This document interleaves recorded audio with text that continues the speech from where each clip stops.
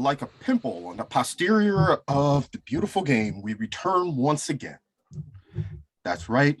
If you're looking at me or you can hear my voice, I'm Mike, and the dulcet tones as they come through the airways and over the video feed can only mean one thing. It is time once again for the Too Many Guys Soccer Show, the worst 120 minutes in all of sports. That's right. We're a bunch of guys, and we are here to take the proverbial piss on all of podcasting. I'm joined once again by my faithful partner and producer extraordinaire, Stead. How's it going? Well, it's going pretty good. A little tired, but yeah, feeling good. It's a good time. It's good time to be an Arsenal fan. I'll just say that. Yes, it is a good time to be an Arsenal fan. It's a good time to be an Arsenal fan because you could be a fan of another team like Manchester United and be suffering through the doldrums of that downturn in form. But as I said to Chelsea and Mike, sometimes when there's nothing to talk about with your team, it's good. We're at the point of the season, if we're not talking about you, that probably means that if nothing else, you're consistent. Absolutely. And if you're Arsenal consistent means climbing up the table and winning the games that you're supposed to. So no news is good news, but we're going to stick a fork in that and give you time to talk about it anyway. Looking resplendent in his Bears cap and joining us from his living room in beautiful New Orleans, getting all ready for Mardi Gras. Coach G, how goes it, my friend? Yeah, man, we got 2.5 months counting down to Mardi Gras. Life is good right now. I think I've gained about 15 pounds since I've lived here. My face looks a little chubbier, but you know what? The po' boys are going down pretty easy, so I ain't complaining right now, man. Life is good. And our good friend London Sean has shown up early in the morning looking very much like an extra from the Blair Witch Project. Oh, do you think? Yeah, yeah, you're probably right, actually. I make a good Blair Witch Project extra. How are we? Yes. Yeah, he's in the darkened room with the slightly green light and the camera and the computer on his chest. So all we see is his face, and he looks very much like he's starring in a remake of the Blair Witch Project. And considering how scary this podcast is on a regular basis, it fits in perfectly. So we're going to go with that. How is lovely England right now? This time? Lovely England is lovely, apart from it's getting very chilly. It does do that. It does do that. It does do that. But a good week again in all things England for the most part. Exactly.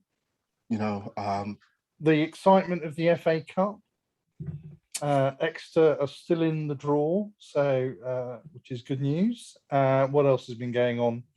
Bit of semi-final T20s. Semi-finals T20s yeah. Against New Zealand, who England defeated. And then we tongued the Tongans, didn't we? Yes. And without Owen Farrell. Without Owen Farrell. Yes, they had the new kid on who was playing out on the wing, who got a cameo and scored a try. I forgot what his Marcus Smith or something like that, I think is his name, who looked really good. He's 22-year-old. He's supposed to be the next rising star. As Eddie Jones builds up his team for the World Cup, which will be coming up. Instead, I know you're interested to hear this, 2 years. Yeah. 2 years until the next Rugby World Cup. Big time. But you were talking about the Rugby England winger. You forgot to mention the new superstar England winger called Emil Smith-Rowe, who's also a very young player and has now been called up to the England squad. Yes, for the final round of qualifying matches. England, I believe, need but one win to assure their direct route as they sit atop the group right now. I think if we played 5-a-side against these two teams, we should still beat them. So, yeah. It's a good chance to bring in some new players. Happy to see Emil Smith-Rowe getting a call up. He deserves it. He deserves it. Yeah, well, let's face it. I know Lowe's isn't on tonight, but Harry Kane's finished, isn't he? Really? So. Well, and I know our dear friend Ben the Albanian would have something to say, because Albania, with a positive result against England, if they can pick up a result against, well, we figure they'll win against Andorra, but if they can get just about anything against England, they might be in with the shot of making it to the playoffs. If Poland trip up, and Poland's got Hungary coming up. So, hey, England may not have something to play for, and they may believe they could play five-a-side and still beat Albania, but I bet you the Albanians have something different to say about that. Okay, well, we shall see. The playoffs will be much poorer for the Albanians not being in it, obviously. So, well, you have a choice, either the Albanians or the Poles. And we'll talk to our good friend Celtic Cam a little bit later on. Scotland controlled their own destiny as they look to make it to the playoffs as well. Wales have a little bit of work to do if they want to make it in. They're tied on points with the Czech Republic, but they've played a game less. Right. But they also have their schedule at the end doesn't do them any favors, as their last game is against Belgium, who have all but qualified already. So that one could be a little bit up in the air. Italy, sitting pretty, looking like they'll be in. It's a question of, do they go straight through, or do they have to go through the playoffs? I think they might have a little hiccup. It seems like some of the players in Serie A are getting a little hurt right now. So it just seems like it might have a little hiccup in the road, but we should be fine. Switzerland have been down they have, just as I'm checking their game, but I think they have a friendly against Switzerland. Oh, no, yeah, they have Switzerland and Northern Ireland left to go in qualifying. Switzerland, they're tied on points with Switzerland right now. So as long as Shaqiri and his Cavs show up, we should be all right. So it's a good thing. What are you predicting, an own goal off of Shaqiri's Cavs? Yeah, because they're going to flex, and their flex is going to flex, which is going to flex their muscles. And yes, they're going to have an own goal. They're that ginormous. Mm-hmm. Good to have you back, G. You're welcome. I miss you guys. We've missed you. We've missed you the last couple of weeks. But first and foremost, G, let's get started with this. It is the end of an era with Gotham FC losing yesterday, and they are out of the playoffs. And Carli Lloyd has played her final professional game. Carli, two-time Women's Player of the Year, two-time gold medalist, two-time World Cup champion. When you look at her accolades, they stack up against the recognized greats of American women's soccer, putting her in the pantheon with the Abby Wambachs, Mia Hamm, and Michelle Akers of the world. But although she was clearly a star in a star-studded team for the better part of the mid to late aughts and into this round, the early 2020s, I feel like she doesn't necessarily get the credit that she deserves for being as good as she was. When you look at her track record, her titles, she's thereabouts with the great as an attacking midfielder, number 10, forward, whatever role you wanted her to play in that attack. She played it quite well. So two questions. Number one, is she underappreciated? And number two, where does she rank in the pantheon of women's United States soccer players? Without a doubt, she's definitely underrated. Can you consider her the GOAT of all times? It's kind of tough to say, just because she had a lot of stud players around her, but she's still having these phenomenal records left and right. Mia Hamm had some decent players. Akers had some decent players, but a solid 1 through 11. And I think ESPN had like the top 50 women last year. All 11 starters were on that top 50. So for her to carry those numbers and the accolades, you got to say she's 1A, 1B, truly. When you have, what's her name? Rapinoe, when you have Morgan, when you have all these other studs, when you have Hope Solo saving everything, which gives you the wins, she just surrounded herself with that team with a bunch of studs. So she's top up there. Now, I know that she'd taken a back seat in the last couple of years. She hadn't necessarily been a starter. She'd been coming off the bench in a lot of games, especially during the World Cup. Especially during the Olympics. She was utilized more off the bench. Then again, she was 41 at the time. She has you could say that she's given the mantle of leadership to Megan Rapinoe, but Megan Rapinoe is also not that young and on the tail end of her career. We think that she'll probably be around in 18 months when the next Women's World Cup comes up, but then that'll be it for her. Julie Ertz is still relatively young. I believe she's under 30 or just at 30.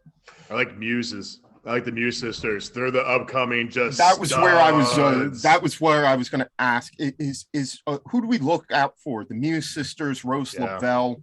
Who's going to become the new breakout star for the women's national team now that Carli has retired? And I think Rose is a decent player. She's solid, but for me to control the entire game has got to be a midfield, and Muse just straight up center just is going to dominate. She's proven to the world she can control the team. When the team needs to put her on the back, she will take control. Rose does seem like the right place sometimes at the right time. I'm not really impressed with her overall skills on defense, offense, and mid. She's pretty good distributing the ball on the right side. But I think Muse is the number one. She should be the captain. She should be the leader from moving on. I say don't even waste your time with Rapinoe. I think just go right to Muse right away. Get that leadership right now. Build that chemistry as we kind of move forward. Don't kind of wait a year, 18 months, and repeat this all over again with the same, more or less same kind of team. I believe these girls, for the most part, the younger squad is coming up right now. Some of the olders are kind of on the bench like Lloyd was the last couple of years. But this younger squad needs a kind of a solid leader. I think Muse is 27, 28, or something like that, where she's got the leadership. So I think she is the one in my eyes. What's going to be your lasting memory of Carli Lloyd? I know mine is going to be that hat trick in the finals, topped off with that 60-yard belter that she just laid as the U.S. just kind of ran right over Japan to get a little bit of revenge and to take that World Cup 5 years ago. That's a great memory, but my true lasting legacy of her is seeing that yellow and that brown coming out of Delran, New Jersey. Truly seeing her going back to the grassroots with all the accolades and stuff like that. That's going to be my lasting impression of her. And long live Delran, New Jersey. You know what? Out of respect for Carli Lloyd, I'm not going to trash Delran today. It's a beautiful place. You're just trying to egg me on today. We have declared an armistice with Delran, New Jersey, at least temporarily. I'm not going to jump on them too much, simply because everybody else already has, and there's no point in kicking a town while it's down. And their favorite. So, Stead, you're a girl dad. When your daughter gets a little bit older, are you going to show her videos of Carli Lloyd playing? Sorry, I was muted. If she's into soccer, absolutely. My issue is, you got to remember, I'm fighting an uphill battle with soccer, considering that my wife was a highly decorated track athlete. So the chances of her getting involved in that sport is one thing. But another issue I'm having is I actually was tuning in to some of any sort of collegiate women's football that was on to see if my daughter was interested. And she proceeded to throw her fake tea set and run around and bang on the fact that I wouldn't allow her to wear her Frozen boots in the house. On the flip side, though, I was watching the most recent MMA fight, and she was glued to the screen and proceeded to punch her brother 4 times. So there may be a shot that that's the sport she gravitates towards, All as right. opposed to soccer. So, but we'll see what happens. We'll see what happens when she's 5 or 6. Hopefully, she'll want to have a kickabout. That'll be great. okay, so that was in true soccer, Too Many Guys Soccer podcast tradition. I throw Stead a lead, and he takes it in an absolute totally different direction. So we're going to revisit this with a more obvious question. Instead, reflect on the legacy of Carli Lloyd and what she meant to U.S. women's soccer over the last over her career. You know, I'll say this. I feel like her career was overshadowed by the various drama that U.S. women's soccer has gone through in the past decade. You know, you have the whole Hope Solo thing that was going on, and her just being a larger than life personality. And, you know, I applaud Hope Solo for her just being her. You know, I think that's a very positive thing.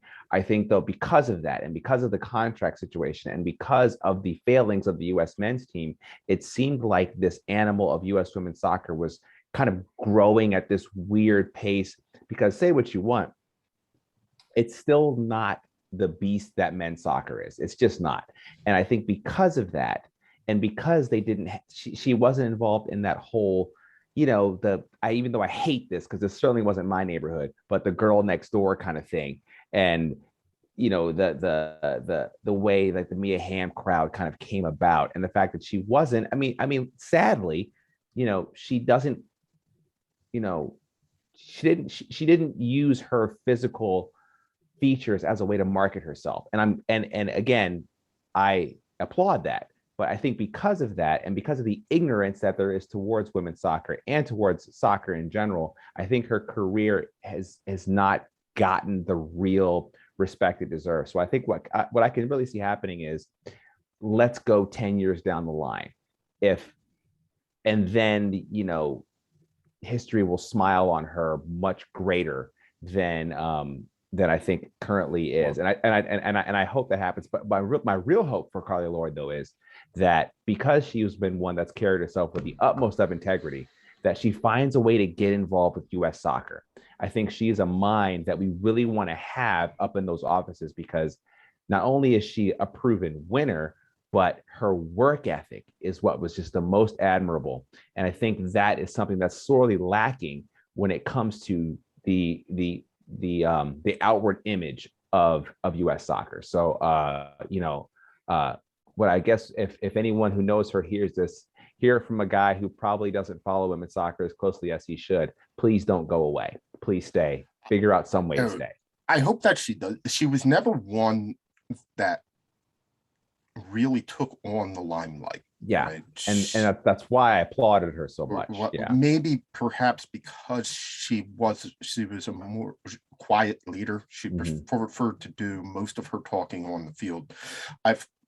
She never turned down an interview. I've talked to multiple people who have worked with her, who have spoken to her, be it NBC or a freelance journalist. If you approached her and you had a question for her, she was always willing to answer it.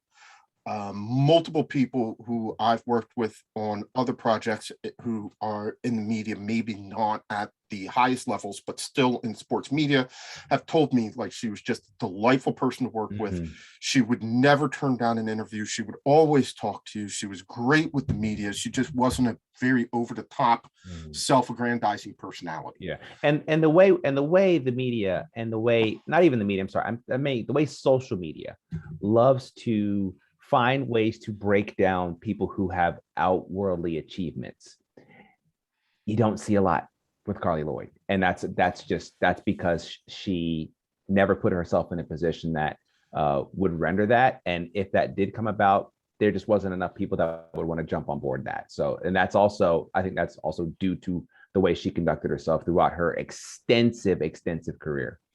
Perhaps she could have done some more off-field things had she wanted to take the opportunity, but she was probably could have made some more money, but she could have gotten some more money. She could have gotten some more attention.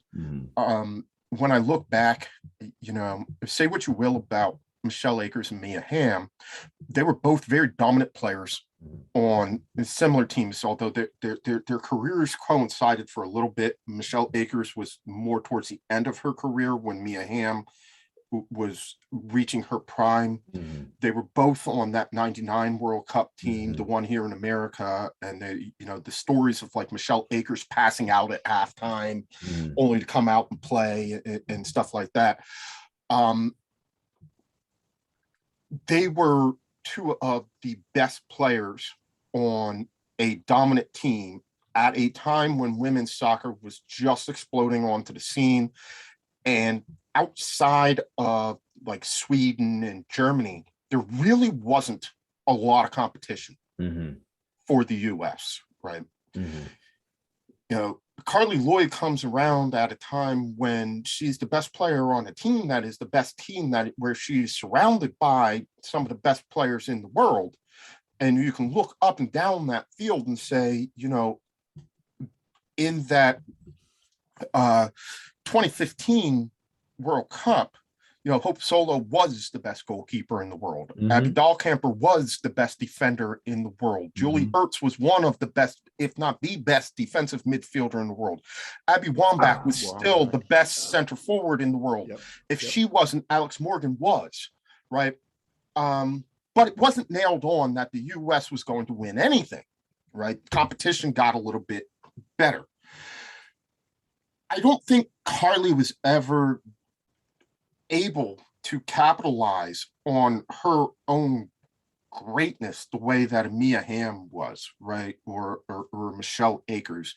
And I think that's somehow to her detriment, where although when you look at the records and you look at the achievements, you're going to say, okay, yeah, clearly she's probably one of the top 3, 4, 5 best women's players of all time, probably in the list of top 25 greatest women's players of all time. It's hard to put together a list like that because how do you rate somebody like Mia Hamm, who's a goal scorer, or an Abby Wambach, who's a goal scorer, versus an Abby Dahlkamper, whose stats are always going to be negative? Or, like defenders always get, and that goes women and men. Defensive-minded players are always going to get short shrift when it comes to greatest players of all time because they just simply don't have stats. But I wonder, had she been at a different time, if that wouldn't, because even after the 15 World Cup, it just seemed like less than a year later, she still wins the Women's Player of the Year in 2016, but because of the failure at the Olympics and going out to Sweden early, she doesn't necessarily get the credit that she deserves. And I wonder, I just don't want her to ever become a footnote. And also ran, oh yeah, we're going to talk about Michelle Akers, we're going to talk about Mia Hamm, and then we're going to talk about Sam Hughes. And it's like, hey, wait a second, there was this, and we'll throw Abby Wambach in there, we'll talk about those three, and then we'll talk about Sam Hughes. And it's like, hey, by the way, in between them, there was Carli Lloyd, and she was damn good for a lot of years. Yeah, but that's what she liked, though. She liked to be under the radar. She just liked to put her performance on the pitch, walk off, and call it another day. That's exactly what maybe she wanted. She's married. I don't know if she has any kids or anything like that, but definitely, her private life is definitely non-existent, where we kind of knew a little bit about, Wombat. I'm sorry, not Wombat. Hope Solo, with her getting in trouble in Seattle and all the videos or pictures. She always had like a black cloud around her kind of thing. Where Lloyd was just kind of that perfect woman outside the pitch that you just didn't hear anything about, anything like in the Inquirer or in the tabloids. She just handled her business very professionally. I know she went overseas for a couple of years and stuff like that. And again, she just a great ambassador of USA soccer over in Europe. So definitely she's going to be kind of, oh yeah, and her, don't forget about her in the conversation. But that's kind of what she was, though. I think the only social media video I remember of her is her showing up at the Eagles practice and kicking a field goal. And all the Philadelphia Eagles fans saying, "Can we sign her to be our kicker?" Was it like from 40 to 45? It was longer than that. It was longer than that. It was like 50. Like 50. And she made it like relatively easily. Oh, it like,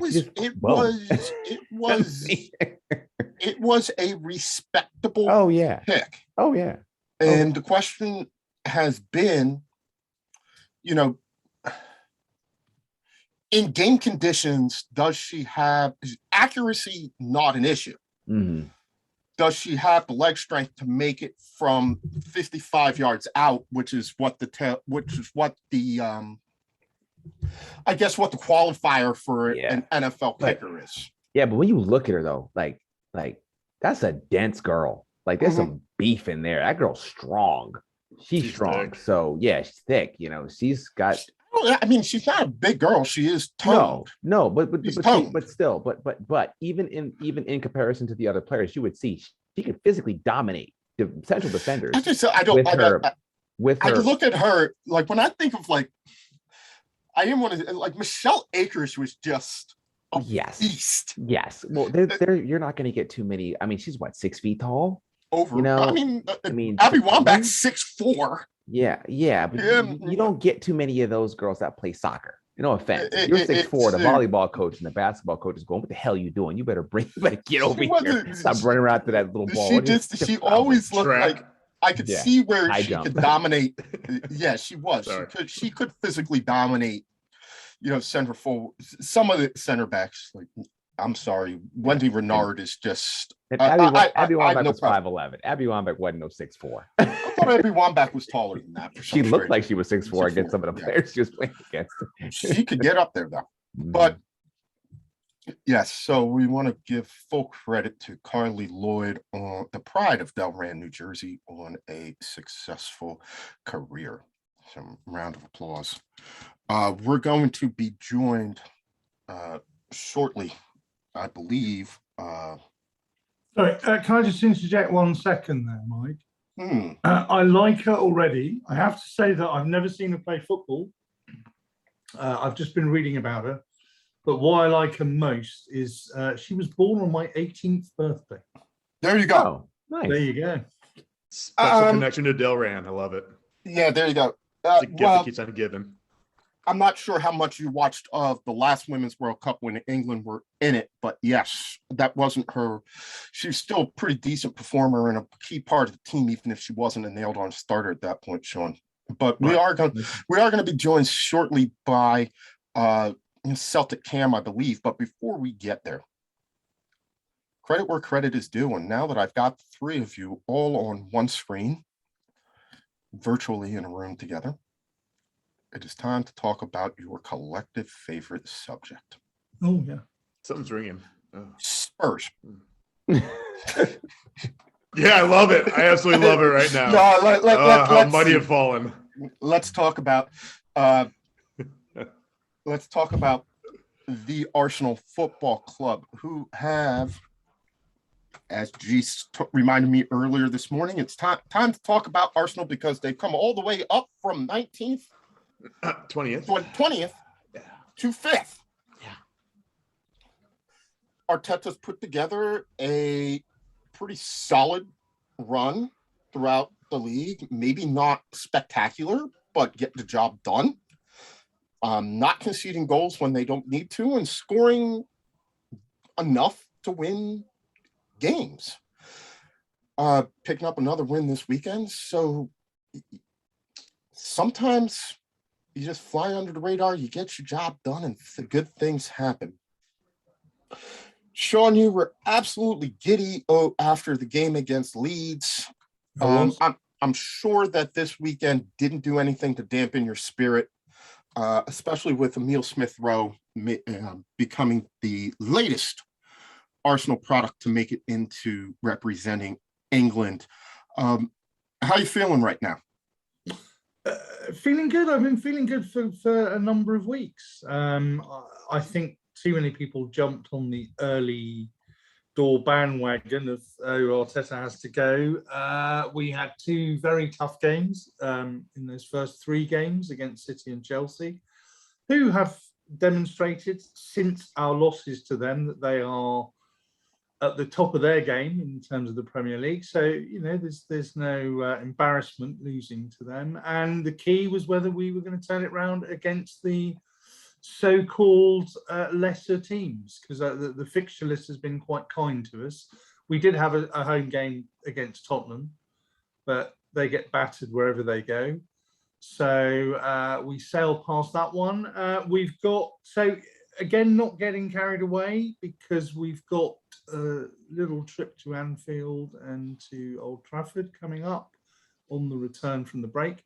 I think what was most impressive for me on Sunday, two things. One, the performance of Emil Smith-Rowe, who just seems to be getting a little bit better every time.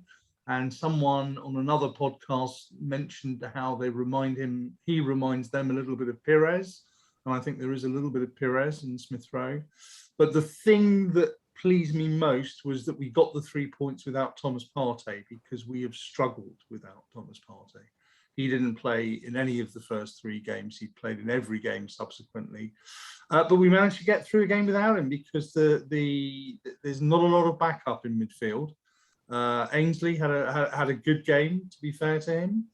So yeah, got to be happy. We nearly gave it away at the end when Ramsdale came rushing out of his area and Josh King couldn't do a Carnu, thank God. So kept the clean sheet. So yeah, all is good. All is good. Looking forward to Sunderland at home in the quarterfinals of the Worthless Cup.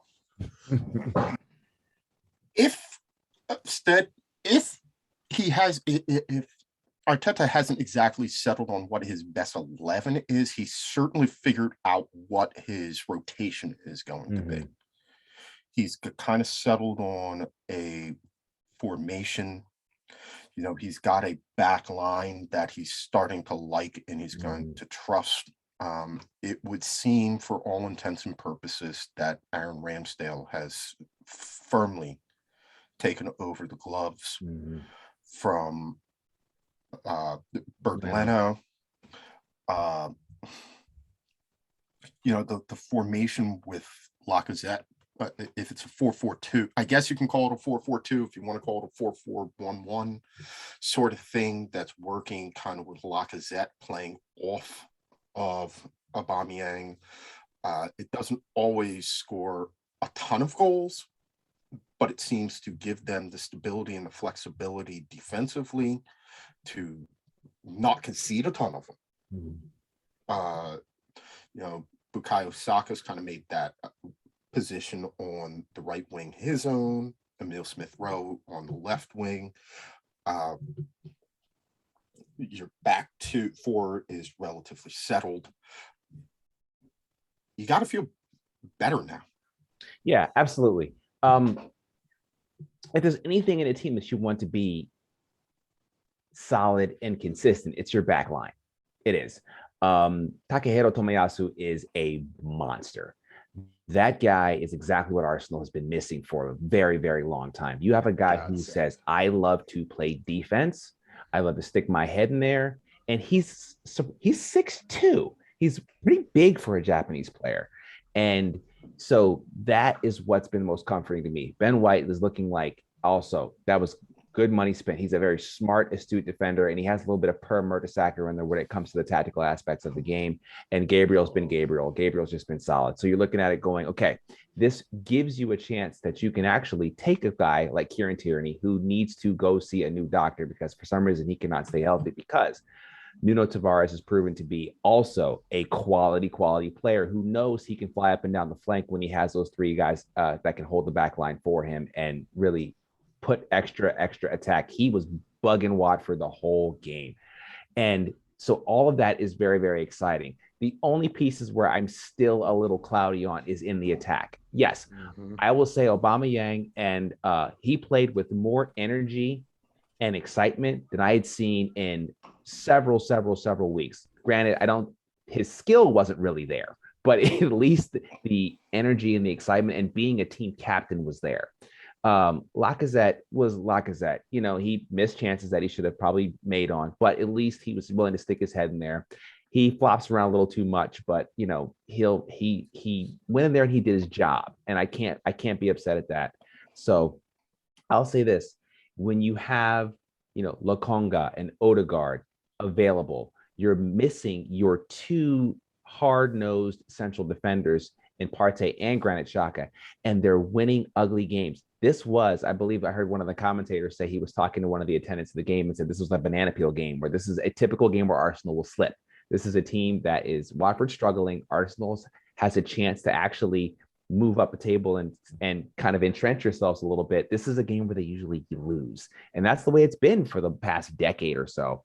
And now you're looking at recent fixtures, though. They've squeaked out some ugly wins. You know, 1-0 against Watford, but then earlier you had 1-0 against Norwich City. You had 1-0 against Burnley. Those are bad teams, but those games can easily be lost by an Arsenal team that gets stuck in their own head when the game isn't played beautifully, and they're eking out ugly games. That makes those fixtures against teams that are definitely more talented than you, such as Liverpool, Man City. Though you can lose those games and have it not derail your whole season, but you got to win those bad games, and they're winning those bad games. Getting that Watford win, Arsenal dominated that game, but they didn't score. And it was one Aaron Ramsdale mistake away from having that be a very bad situation. So I applaud the team. I really like what Arteta's doing. Sean, I was with you. I never joined the Arteta out squad. I never did. Yeah. I was like, you got to let him learn. And I still hear, you know, people on our chat line call for, you know, just because Patrick Vieira is able to get Palace to play relatively decently, they're like, oh, he should coach Arsenal. I'm like, dude, stop. Just stop. And I think people who constantly call for new coaches, especially for a team like Arsenal, are truly not paying attention, and they think Band-Aids can fix problems. And we've seen that doesn't work. So I've got a question for you, Stead. Why did Aubameyang take the penalty? That is a really good question. I think he took the penalty because he's the team captain and he knows he's not scoring goals right now, and he's their center forward. He's not scoring, and he needed to get a penalty. And also, we've seen Aubameyang be willing. The last one. But I'm sorry, he's not fucking scoring from penalties. Ball's not moving. But we've seen him. Don't forget, though. Remember when Lacazette hadn't scored in a while, and he went ahead and gave him the ball? He was like, you know what? You need to get a goal. You go ahead and take this and score. I get it. Now, the smart person, Bukayo Saka, should have taken that penalty. He should have taken that penalty. Absolutely. Yeah, absolutely. I think he should have taken it. The Euros or something? Or? I think that's why I think he should have taken it. I think he would have scored it. I think that for me, there's no question he's the best player on the squad. There's no question. Whenever the ball was at his feet, the game seemed to slow down.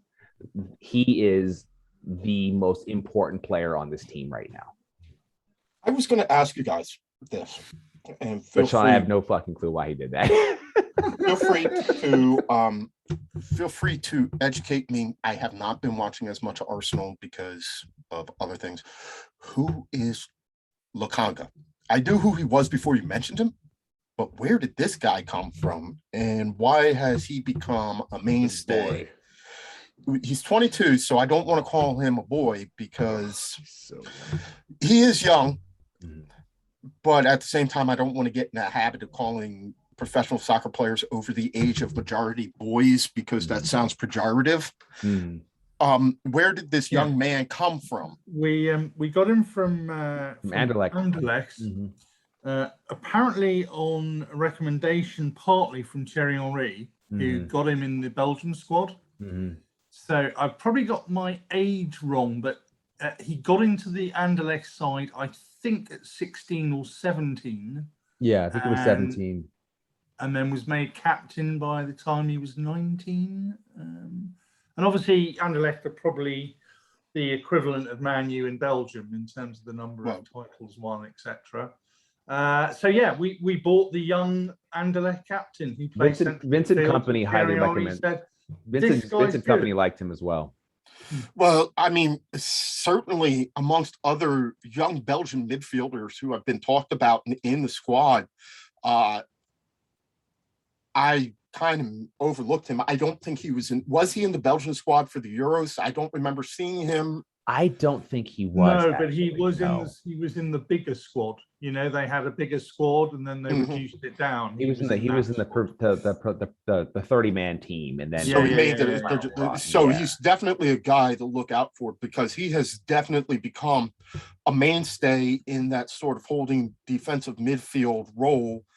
I think when Partey's there, they play more of a two double pivot, but you saw him today. Oh well. Let's be honest. If Xhaka was fit, he'd be playing. Well, I guess the question is right now: will you drop him when Xhaka becomes fit, or has he? I wouldn't, but Arteta is going to drop him. Yeah. Arteta Get will. rid of Xhaka. I agree. He shouldn't, but he will. For some reason, look, I love to dump on Granit Xhaka as much as every other Arsenal fan, but he does seem to provide some level of stability that I don't really understand. I think the players trust him and they feel a level of comfort with him in the squad that I guess us fans can't see. I mean, it's odd, but yeah, I think he will. But Lukonga's he's still very young. He's still very young. I guess the bigger question was bigger question, and the final question was not will you drop him, but should you? Because obviously he's given them. He's been part of a side that has been successful, and one of the reasons why the side has been successful is you don't mess with something. That's true, but don't worry. We all know Jacques is going to get a couple of yellow cards and be suspended for 5 games anyway. So don't worry about it. G, jump in though. Jump in on this, G. Well, man, there's so many things to jump on right now. But yeah, so the formation, I love the 4-5-1. I'm a big fan of the 3-5-2, but it's pretty darn close. The biggest thing is solidifying the defense, and we have. And a couple of years ago, Stead, all of us were talking about how these close games would be losses. Now here we are saying now they're wins. So yes, bigger picture. It is going to take a couple of years for his picture to come in fruition. So now we're seeing it on the good side of these close games, these lucky bounces and blah, blah, blah, blah. We've been saying for a long time, defense as well as goalie makes up everything. And finally, the Gunners had a good, solid defense. You threw out Mertesacker. How about Koscielny? We have a little scrappy kind of guy back there. I like Ben White. He's kind of scrappy like that. What's his name? The right side, the Japanese defender. Yeah, massive. Bless you. But he's such a solid pickup and everything where he is a scrappy of the scrappy of the scrappy. And I love to just hear some of the interviews saying, I'm a defender through and through. Even though he's going forward, he's got some great crosses. As soon as he crosses, he runs back on defense. And we never really saw that last couple of years before, where on a counterattack, I actually feel kind of comfortable about having our defense back there because they're actually back there. It's not a 4v2. It's not a 5v3. We have our numbers back there. Leno, appreciate the time, the service.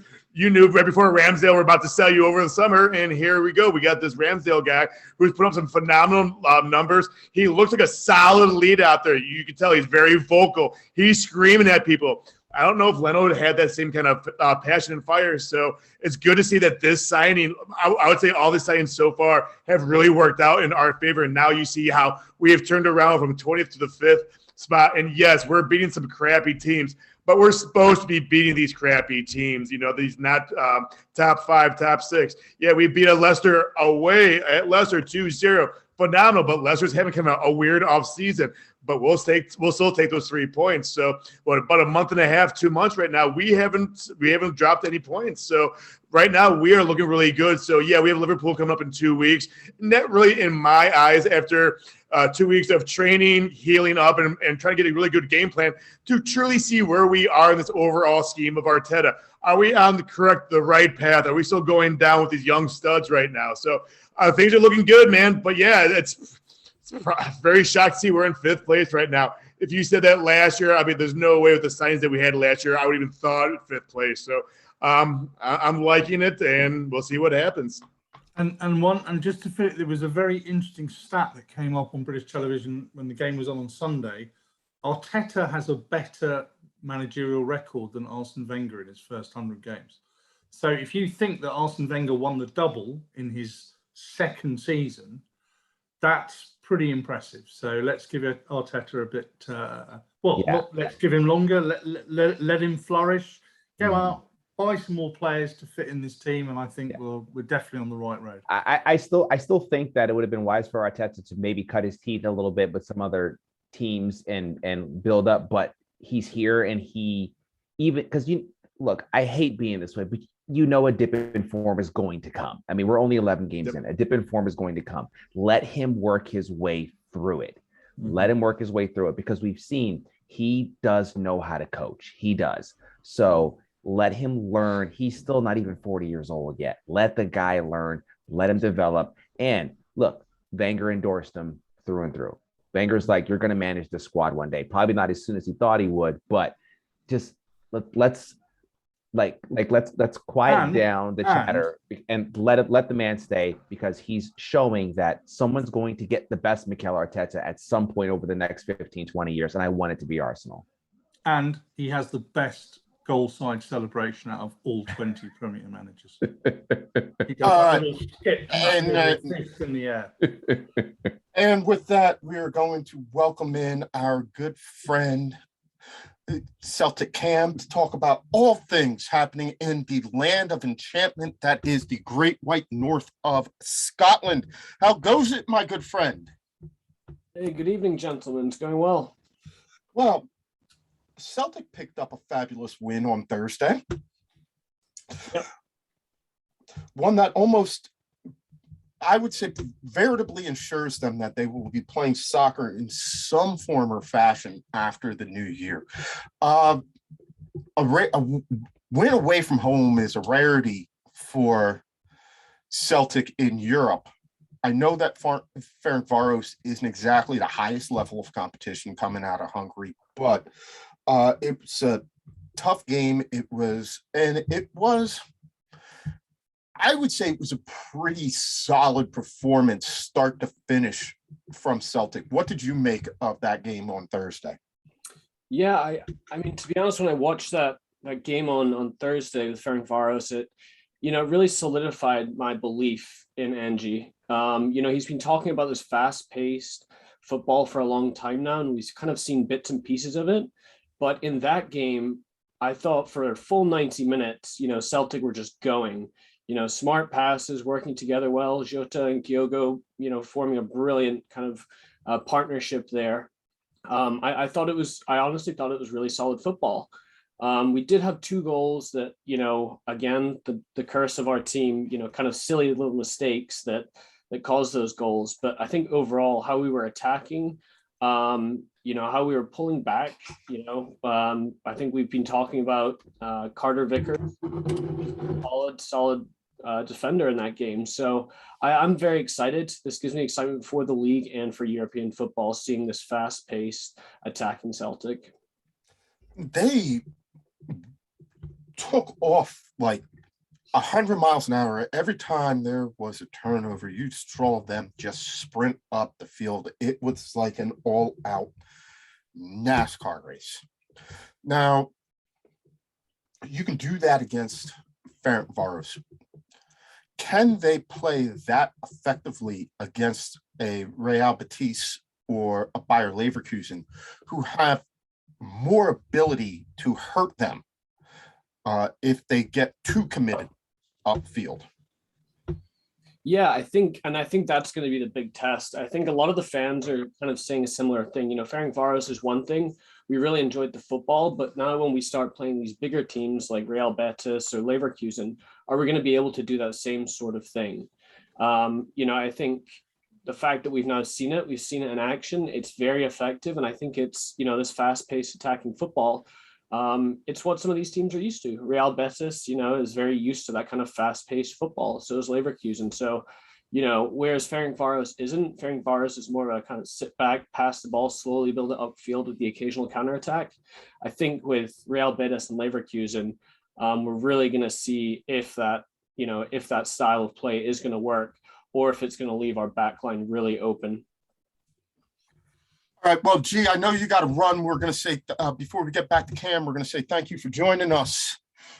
Great to see G. As always, he's got to dip out and take care of some business down there in the Big Easy. So take it easy in the Big Easy, G. Cam, the league continues to go as it goes. The gap between Rangers and Celtic, Rangers who did not win and are not sitting as pretty as Celtic are right now, lead the SPFL by 4 points. And we have to wait until January 2nd to get another Old Firm derby, which is a bummer because I know I'll be out of town and I've got to find a place to watch that. I don't know if I can. But what I think I can do is I can sneak over in the morning, watch the game, and then drive back down to DC. Just talking out loud here, because that really should be watched live. But we're going to do one of those before the season is out. Steady as you go in the league. Can they transfer can they take the momentum that they built back into the league? We know the Scottish Premier League is a completely different beast where,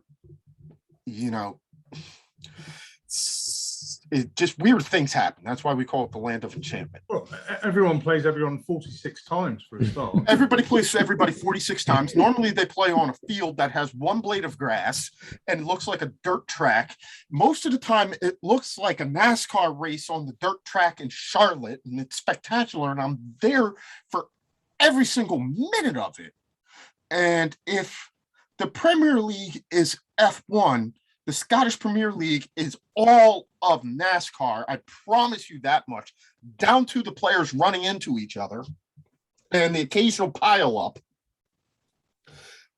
But can Celtic take the form that they seem to have found against in the last two European games, translated into the league, and make this competitive? I mean, I don't want to say that 4 points isn't competitive, but any gap that's bigger than one at this point in the season, we start to wonder, hey, what's going on here?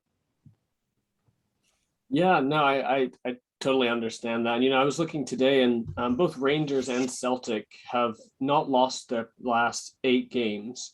One thing I did note was the goal differential between Celtic and Rangers. Celtic has been putting up more goals and compared to conceded against Rangers. And I think, that's a small thing, but I think that is important. I think it shows that we are, our forwards are working well with our midfield. Our midfield has been superbly strong. David Turnbull has just come out as an absolutely fantastic player, as is Anthony Ralston, who plays in the back line. He kind of plays that kind of, right wing back type player. Or left wing back even sometimes. And I think, those two are really coming along. I think in terms of where we're going to close that gap, I think the important things are going to be, both Rangers and Celtic, most seasons, they always have that scare game that they lose to a team like Kilmarnock or, St. Mirren, St. Johnstone, something like that. There's just a break in the concentration. And I think it's going to be really important looking in the days coming ahead, or the weeks, I should say, who we're playing. Because teams like St. Johnstone have been good so far this season. They might not be top of the table, but they're doing well. Same with Hibs and Hearts. The Jambos they've been playing good football this year. So I think those games are going to really help decide, along with the Old Firm, who really comes out on top. And I think usually by Christmas is when we have an idea who's going to win the league. So I think we'll get some good insight coming up to that Old Firm where we stand. Dundee, unfortunately, have started to settle back down to earth, winless in their last 3.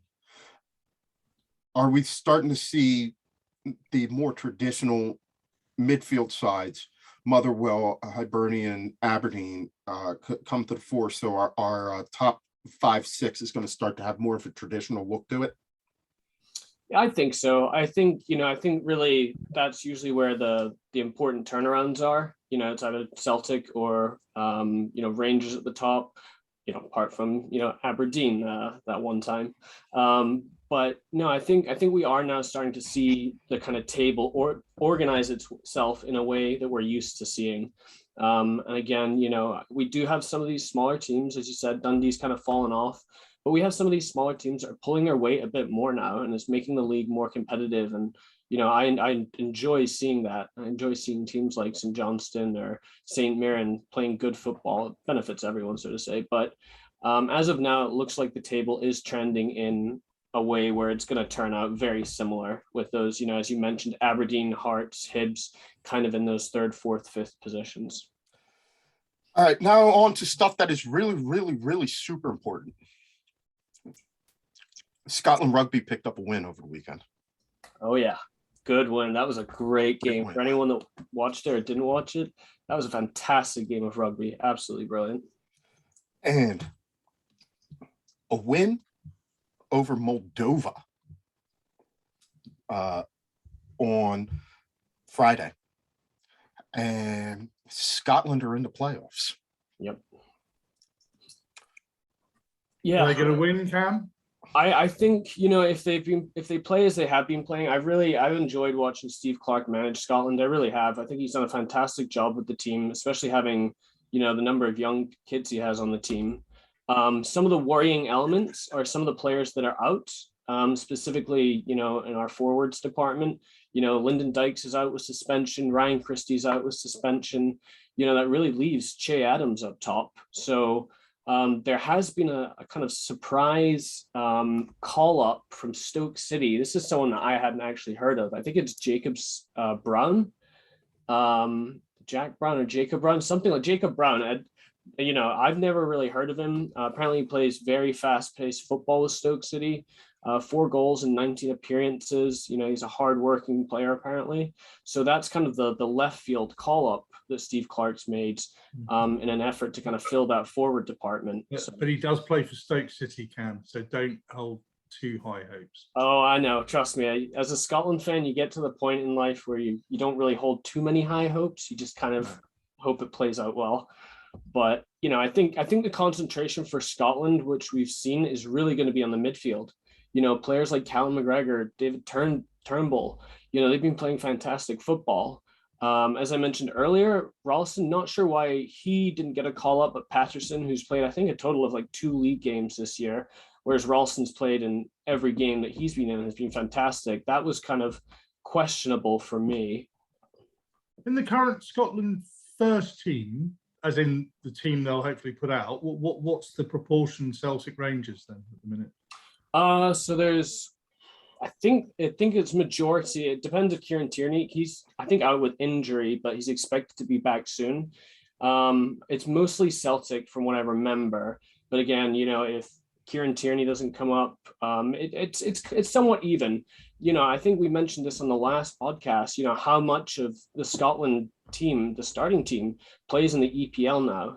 We do have decent players that are coming from a strong league, the EPL.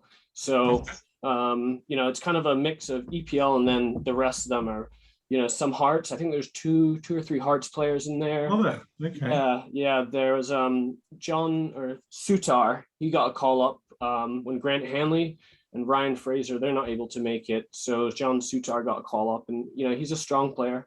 I like him. I think he's good. So I think that was a solid call up there for Scotland. And what's your prediction for Moldova? I'm going to give 2-0.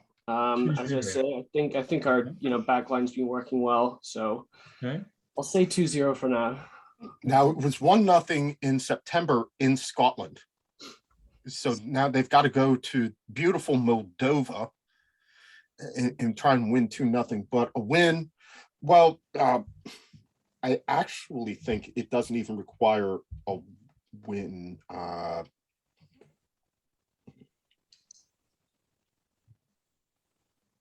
Yeah, a win and they're in. A win and they're short of it. The maximum that Israel can get is 19, but Israel's remaining games are against. Well, Israel's got Austria at home, in Austria, and then they've got the Faroe Islands. So, whilst I don't necessarily see Israel getting past Austria, you definitely have to believe that they'll beat the Faroe Islands in Israel. So 16 points may be enough. 17 points, which is where they are, might be enough. 18 points would be great. 20 points would be perfect.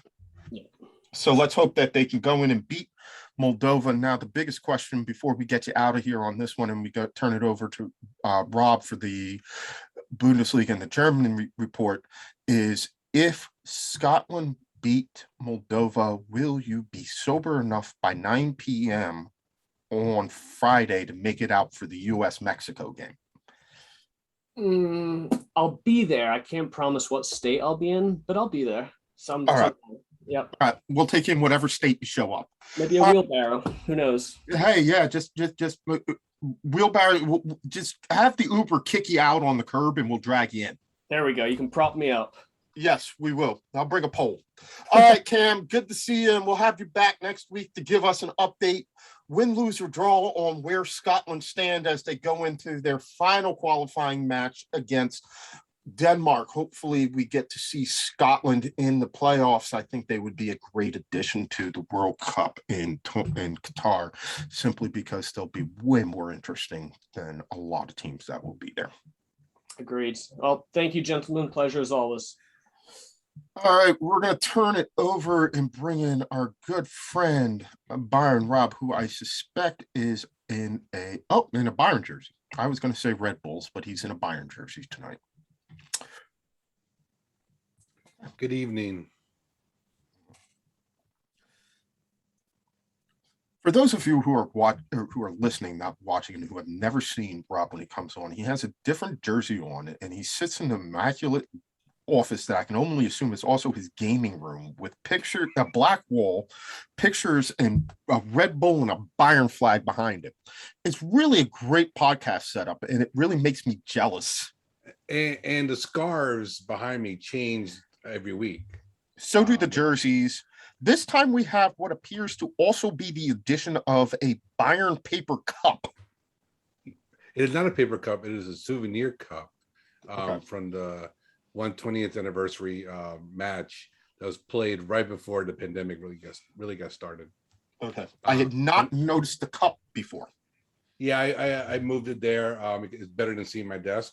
And also behind me is an autographed picture of Bastian Schweinsteiger as well. Yes, the great Man United. Oh, wait, no. Yeah, that was a joke. Bayern continued to do what Bayern did. You said to watch out for Freiburg, and it was a 2-1 win. This is like Mortal Kombat in the Bundesliga. You know, at this point, they are, or even like a reverse game of death. They're sitting at the top, and the challengers keep coming up and trying to beat them. They knock them off, and then they continue on as is par normal. Yeah, pretty, I will say, at least Freiburg did much better than Leverkusen a few weeks back. I mean, Freiburg had opportunities. They're a spunky bunch, and they play really defensively. And they eat. I mean, they got a goal late, but they have plenty of chances, and so did Bayern. And for Freiburg to put up, a display of, fearlessness on the road was very commendable. And it shows that maybe they're here to stay. I mean, I don't know whether they'll be in Champions League, but maybe they sneak into Europe, maybe Europa League. So keep an eye out for Freiburg. This is their first loss of the whole season. They've only won and drew the whole time. And so I fully expect them, to really, stay there or get a point here and there, get a road win here and there, because they're just so good defensively. And holding Bayern to 2 goals is a task in itself. They could easily drop 5 or 6 goals on anybody.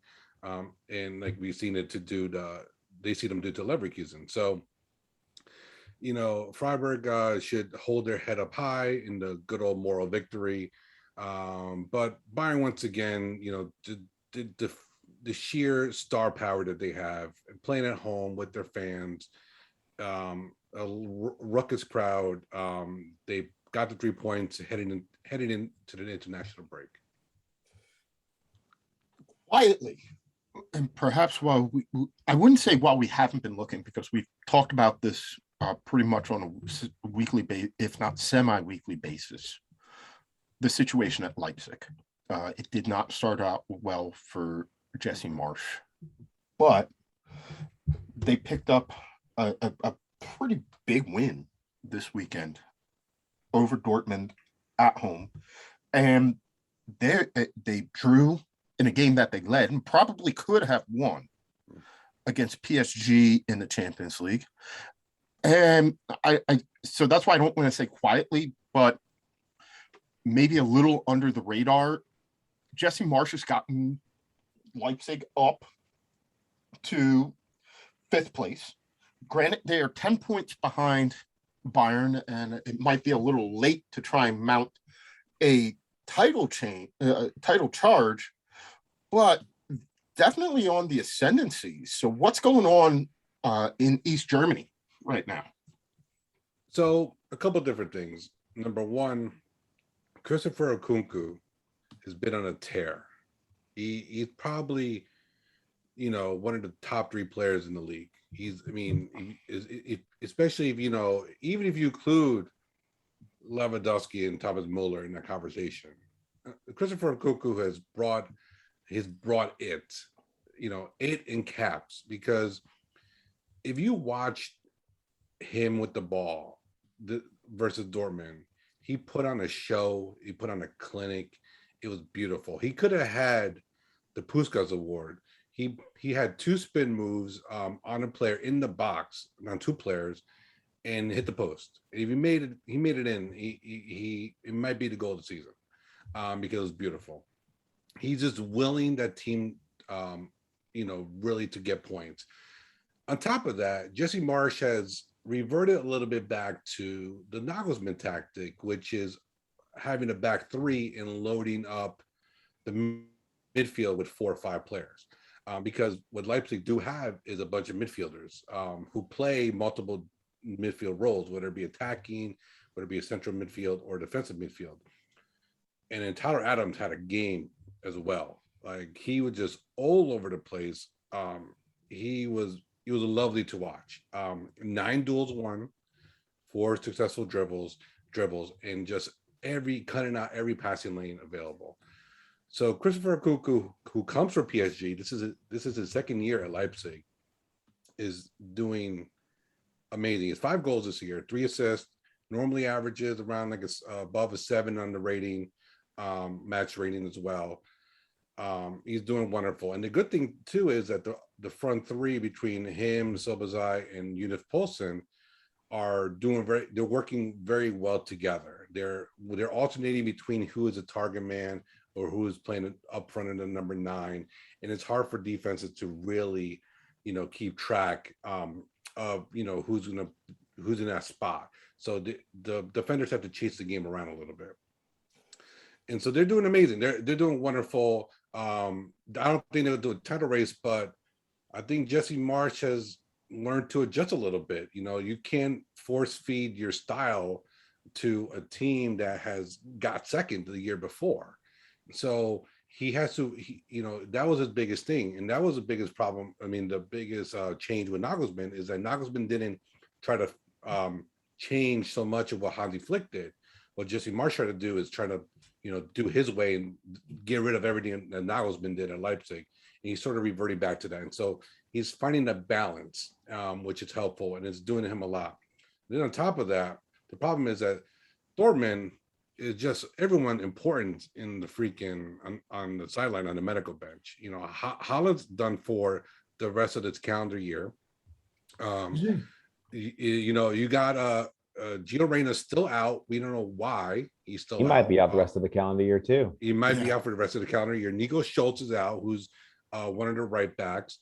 Rafael Guerrero, who's a left back or a wing back, is out as well. Emre Can, who plays defensive midfield and the center back position, out. And Mahmoud Daoud, who plays the central midfield, the defensive midfield, he's out. So they had to have Turgan Hazard play as a wing back. And then they got carved up playing the back 3. Then they had to shift him over to be a left back. So it's total chaos at Dortmund. They had no players available, and Marco Rosa is out of his element at the moment. He needs to figure it out because they're going to free fall, I think. Well, I think any manager would be out if they had as long an injury list as you just listed, which basically means like all of your first choice fullbacks are out. Mhm. Most of your starting midfield is out. Your talismanic striker is out. Your creative midfielder is out. You're dependent on Jude Bellingham and Marco Reus to get you through games. And if Royce is still playing, I'm shocked because at this point in his career, if you blow on him too hard, he's going to tear an ACL. Yeah, no, and Marco Reus actually, he had a really good goal. And Leipzig got caught in the press, and then that's how he scored a goal. But he had some choice words. He pretty much said that Marco Rosa, the manager, got the tactics wrong, and he had to go apologize later on. But he pretty much said that the back three was awful, and they held their ground much better when they switched back to back four. But to openly question the manager, after the match to the media is kind of like is a really interesting choice, especially for Marco Reus, who's the captain here. And it says a lot.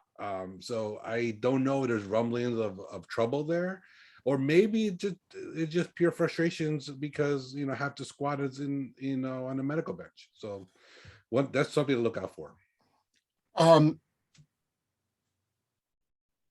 They can't fire him amidst an injury crisis. I mean, you got to say, like, hey, if you had anything that resembled a full strength squad that we had promised you, you'd probably be doing better. And even though they lost, they're still 4 points back. They're still in second place. Like, the sky is not completely falling. I guess I say that to say, can the seat that Marco Rosa is sitting on be that hot right now, given the circumstances? No, I don't think it's hot, but the very fact that Marco Reus is in the media talking about it, questioning manager, and he's a captain. I mean, something's off here. Like there's a disconnect between the players and the manager, and I think they're gonna figure it out, especially when winning solves everything. So once they get all those players back, especially in Holland, because they really need Holland.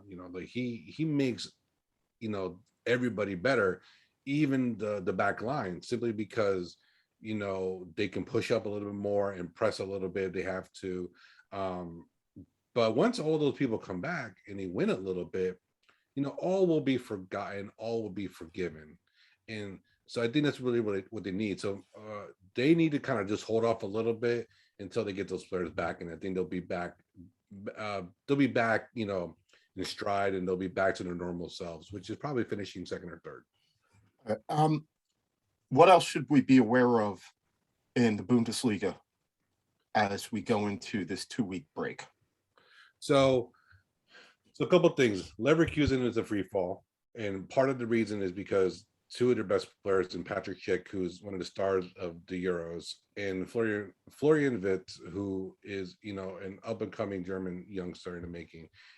They're out, and they're out till probably beginning of December, and because of that, they've just been bad. I mean, they got dropped out of the Pokal by a second league side. They've only gotten 5 points in last. They got 5 points in 3 Bundesliga matches, but they pretty much could have had all those points. I mean, they just needed the players. They drew against Köln and Hertha Berlin, so those points, they were lost points. I think, and also Leipzig's creeping up there as well. So something to see is like when they get those players back, can they get back steady and playing good football again, or are they going to have these bad losses like they had with versus Bayern? Because it seems like the Bayern loss really threw them for a loop. And then the other thing I would like to mention is Anthony Modeste, the Frenchman at Köln, 2 goals this week versus Union Berlin, who's a really good defensive team. And while that performance was lovely in itself, the celebration was beautiful. So if you guys have social media or Google the celebration. He pretty much takes the manager's hat Stefan Baumgart's newsboy hat and puts it on him and does a little shimmy. It was beautiful to watch. It's the celebration of the year. It's just pure fun football, and I love it. It was just pure joy. All right, we talked a little bit about this earlier, but I know that you wanted to comment on it as well. Gotham FC lost yesterday in the playoffs, which marks the end of Carli Lloyd's career. Instead, and I talked about that earlier in the show, but I wanted to give you a chance to weigh in on your thoughts on Carli Lloyd and where her legacy and where she ranks among the greats of American women's soccer. Oh man, I mean, she's a legend, but the thing is, if we were building a Mount Rushmore, I don't think she would be on it because simply the U.S. just has too many greats in the women's game. Did fantastic for country. The third star on the shirt is mostly because of her, because of that breakout performance versus Japan in the 2015 World Cup final, where she scored from the halfway mark. Her club career has been kind of incomplete. Simply put, she's been on bad teams, and she really hasn't really contributed, especially with this Gotham team. She's a big star, but she hasn't really put in the goals to make it work. And it's a disappointment because those of us who followed the women's club game, we hold Carli Lloyd to a high standard because she has proven it for country, but she has not done it for club. So, fantastic national team player, did amazing things, almost single-handedly helped us win a World Cup. And she will always be remembered as one of the greats, especially because she's from my home state of New Jersey. I just wish she did a little bit more for club football in her club football career, and that's always going to be one of the little marks against her. But other than that, wonderful player. Can't say enough things about her work ethic, her determination, her drive. She just cares and out hustles everybody, and so she will be missed by all of us fans. And it's sad to see her go, but she's going out on her terms, and that's what's important. You said that she wouldn't be on the Mount Rushmore of American women's soccer players, mainly because of things that she did at club. But, with the disorganization of club American women's soccer, I think that speaks more to the fact that she didn't necessarily get the credit that she deserved for being as good as she was. When I look at it right now, when I think of it, I don't care what you did for Gotham FC. I care what you did in the World Cup and in the Olympics. And like you said, she almost single-handedly won with that hat trick, that 2015 World Cup. She was, I believe she was the Golden Boot winner that season. She won the player of the tournament. That was assured. She won the player of the tournament. She had the hat trick. I said earlier, I asked, what his memory would be. Mine will always be that 50-yard volley that she nails to just basically put away any hopes that Japan might have had within the first 20 minutes of that final. And I wonder if, because she wasn't as public a figure, if we don't give her as much credit as she deserves for what she did on the pitch, because certainly her accolades, her winnings, the trophies to take home, ranks her up there amongst the four greatest American players. I mean, I'd struggle to think of that many that would be so much better than her. So why wouldn't she be on the Mount Rushmore of American women's soccer? I just think there's just so many great players. I mean, you got Michelle Akers, you got Mia Hamm right away. Right? There's two slots. Those were the only two that I came up with for sure that were better than her. Yeah, you could even put, I think you could put in Megan Rapinoe there as well. And I Rapinoe think, scored a lot of goals, and I think that's where I have the that's where I start to have the quarrel. yeah, You know, Abby Wambach was a great servant to the club and one of the best strikers in the world, best women strikers in the world for a long time. But they didn't win a World Cup with her. In fact, they had to take her out of the lineup to win a World Cup. mm-hmm. I think that there have been Alex Morgan has been a great player, but hasn't always scored the goals that we expect, hasn't always had the return on goal that we expect her to have. Whereas Carli Lloyd was just as consistent as a metronome when you needed her. Yeah, no, I look, there definitely is a debate. Because look, if you told me she's on your Mount Rushmore of U.S. women's players, I really can't argue. I mean, I think it's for me, it's a little bit of a fine line, but also because there are just so many great players. I mean, there's a whole list of them. Like it's incredible of players who just have dominated the world game. You know, but Carli, you know, so you talk about your image. Like, I think one of my images is when, like, I believe in the Olympics, when one of those, when they lost one of the games, I think they had to play another game, is she was doing like these sprints while other players were doing interviews right after the match. I mean, that in itself is Carli Lloyd. And you know, you're not going to find too many people who are going to still keep working on the craft and keep working on getting better right after the match, you know. And so that's one of my images. I enjoy that image because it just shows it's Carli and in a microcosm, you know, in that one moment.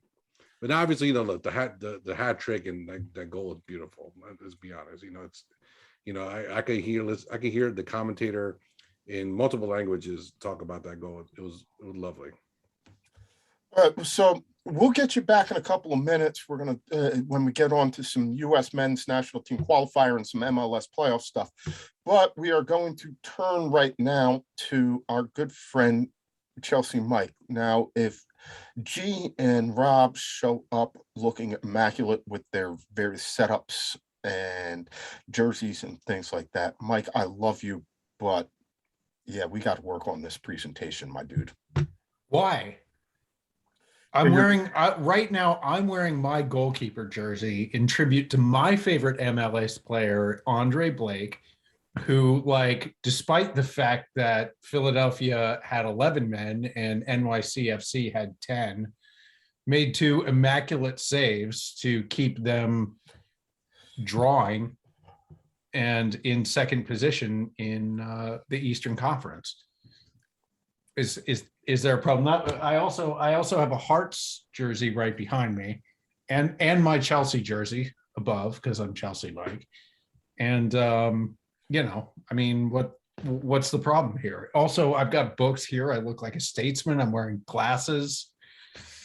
Okay. What's the problem with my setup? Okay, number one, wipe the camera down because it's blurry. Number two, I've got one word for you. Comb. What? Comb. Hair comb.